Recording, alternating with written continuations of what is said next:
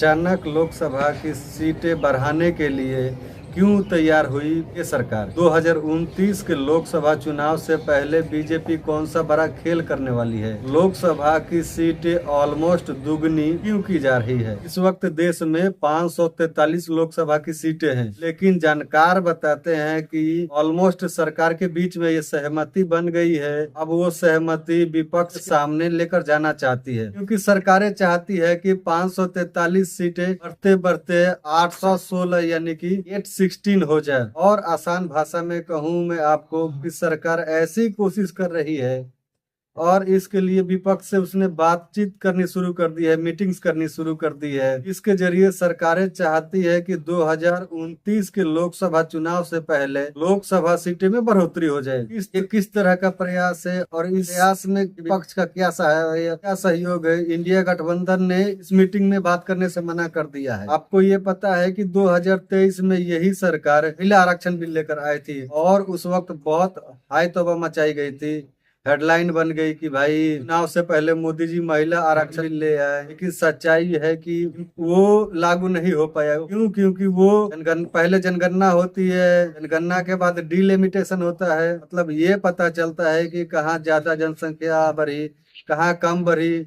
अब जब डिलिमिटेशन होता है तो सीटों में बदलाव होता है, और ये पिछले काफी वक्त से लोकसभा की सीटों में डिलिमिटेशन को लेकर खबरें भी चल रही हैं। एक्चुअली वो पेंडिंग भी है, क्योंकि बहुत वक्त हो गया है। देश की जनसंख्या पहले से काफी बढ़ गई है। जनसंख्या क्षेत्रीय हिसाब से लोकसभा की सीटें भी बढ़नी चाहिए। ये प्रक्रिया लगातार चलती रहती है। तो इससे पहले एक बड़ी खबर जो इंडियन एक्सप्रेस ने छापी है आज, सरकार दरअसल ये कोशिश कर रही है। अमित शाह ने बाकायदा मीटिंग भी की विपक्ष नेताओं के साथ, जिसमें 2011 की जनगणना से आंकड़े सरकार के पास है उस हिसाब से वो न केवल कोशिश करती है, न चाहती है कि वो 543 से सीधे 816 कर दे लोकसभा की सीटें, बल्कि इसमें उन लोगों को कोई दिक्कत भी ना हो जिन लोगों को दरअसल मामले में दिक्कत नहीं है। क्या इस मामले में दक्षिण भारत की जो पार्टियां है, जैसे डीएमके है, के अलावा भी क्षेत्रीय पार्टियां है, वो इस डिलिमिटेशन की विरोध करती रही है, क्योंकि उनका ये कहना है कि जिस क्षेत्र में जनसंख्या बढ़ती है उस क्षेत्र में लोकसभा सीटें बढ़ाई जाती है। तो दक्षिण भारत के राज्यों का कहना है कि भैया हमने परिवार नियोजन पे काम किया, हमने अपने राज्यों में गरीबी पे काम किया,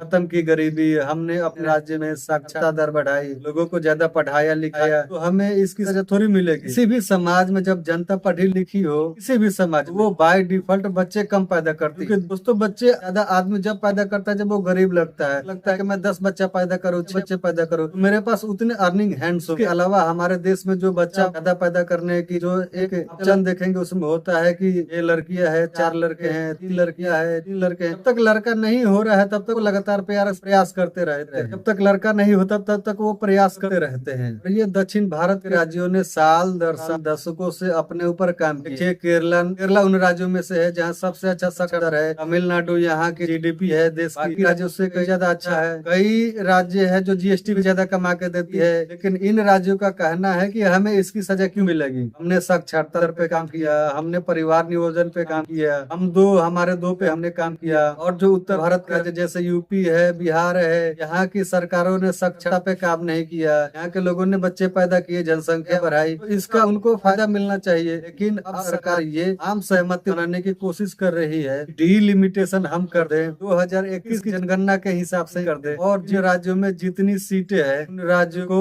उस मतलब दक्षिण भारत के राज्य जो विरोध कर रहे थे सीमन का सीटें बढ़ाने का, भाई ऐसे तो हम हमारे इलाके में कभी भी कोई व्यक्ति एम नहीं बन सकता। हमारे इलाके में हमेशा लोकसभा सीटें कम हो जाएगी। और अमित शाह से और ये सरकार से कह ले कि उनको भरोसा मिला है कि अभी जो प्रपोजल है उत्तर भारत और दक्षिण भारत राज्यों में एक्चुअली में वो प्रपोजल आगे रहेगा। ये इस खबर में लिखा हुआ है दोस्तों। इस खबर में लिखा है कि नारी शक्ति वंदन अधिनियम, ये इस बिल का नाम है, 2023 में पास किया गया महिला आरक्षण बिल को लेकर एक मीटिंग की गई अमित शाह द्वारा, और इसमें बताया गया है सब सीटों की जानकारी जो मैं आपको दे रहा हूँ 543 816 में बताया गया। इसमें बोला गया ये जो सीटें बढ़ेंगी ही बढ़ेंगी, इसके अलावा 270 सीटें हम महिलाओं के लिए आरक्षित करेंगे। अमित शाह ने जो मीटिंग ली थी इसमें बीजेडी के सांसद थे, इसमें एनसीपी की शरद पवार की पार्टी के सांसद थे, इसमें शिवसेना उद्धव ठाकरे की पार्टी के सांसद थे, एमआईएम के सांसद थे, कांग्रेस पार्टी, टीएमसी, डीएमके और समाजवादी पार्टी को भी बुलाया गया था, लेकिन उन्होंने आने से इनकार कर दिया। रही है। मतलब आप कह सकते हैं कि जो बड़े विपक्षी दल हैं, इनका सबसे बड़ा सांसदों का दल है लोकसभा में, उन्होंने फिलहाल आने से मना कर दिया। उन्होंने कह दिया कि पहले हम अपने इंडिया गठबंधन की मीटिंग करेंगे, क्योंकि सरकार विपक्ष को सरकार पे भरोसा नहीं है। विपक्ष चाहता है कि पहले हम अपने में बात कर लें। सरकार चाहती है कि विधानसभा की सीटें भी 50% बढ़ जाए, और ये सब कुछ सरकार चाहती है कि 2029 के लोकसभा चुनाव से पहले हो जाए। इसके अलावा सरकार चाहती है कि महिला आरक्षण मिले ही, 270 सीटें महिलाओं को मिले ही मिले। इसमें आरक्षण मतलब महिला आरक्षण 270 में 70 पर मिले, उसमें भी कुछ सीटें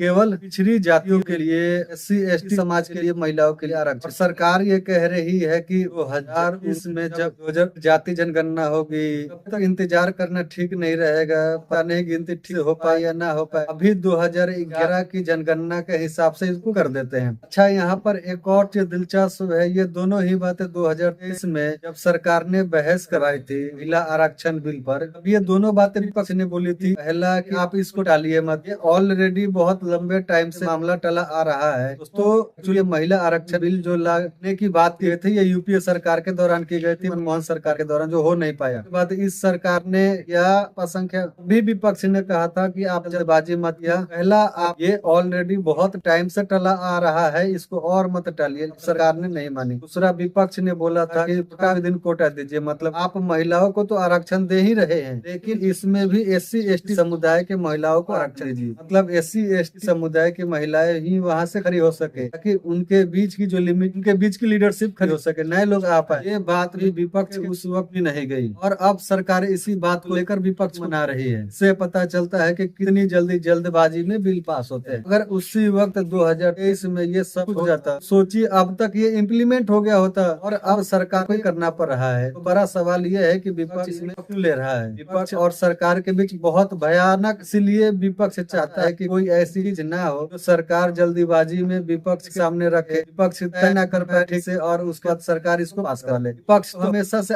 महिला आरक्षण समर्थन में रहा है। विपक्ष ये चाहता है कि लेकर के अपने में बात कर। इसीलिए संभव है कि आने वाले वक्त को लेकर ऑल पार्टी मीटिंग बुलाया जाए। चाहे यही है कि यही बजट सत्र चल रहा है, इसको एक्सटेंड कर ले सरकार, या फिर नया सत्र बुलाए, एक स्पेशल सत्र बुलाए, और वो सत्र सिर्फ महिला आरक्षण के लिए ही। अच्छा, अपना ही लाया हुआ बिल 2023 में है, सरकार पास करवा चुकी है, तो लागू करने में मन में ये सवाल होगा कि अब ये सरकारें क्यों कर रही है, जब सरकार बिल पास आई चुकी है। 2029 के लोकसभा चुनाव के बाद लागू हो जाता है।